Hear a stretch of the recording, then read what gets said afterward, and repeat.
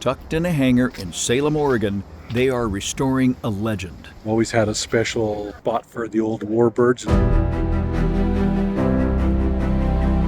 This is the team that, piece by piece, is rebuilding one of the last B-17 bombers that rolled off the assembly lines in World War II.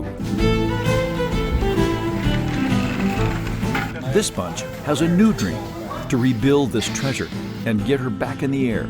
But it won't be easy.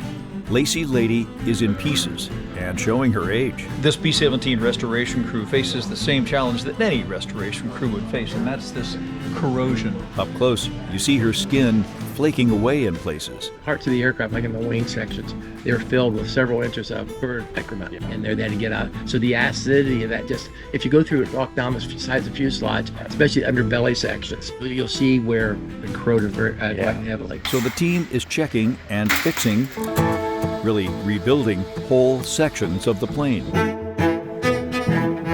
This is what carries the weight of the aileron servo, hydraulics and all. So this would be an entire new piece when you Yes, finish it? yes. A little bit too beat up, a little bit too corroded to reuse.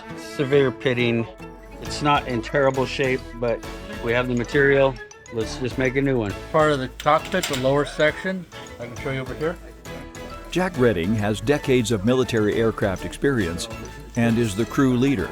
The parts I'm making right now fits down here on the lower half of the cockpit. The top half we haven't touched yet.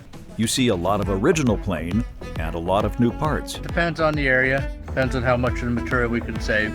So I try to save as much as we can. Keep in mind, at this stage, anything new is fabricated from scratch. Everything they gotta do has to be handmade. There's no forms or jigs or anything else. They have to make everything. Around the engine, this particular nacelle number 2 it also has a landing gear in it. So I do have the original part that's sitting here, and so we've had that machined, and I've picked the holes, so that's a replacement for this part. Most of the work that we do is riveting and sheet metal bending. Ironically, the old world hot rodder guys that know how to use an English wheel typically are the people we're looking for right now. Almost everything that we build is built by hand at this point.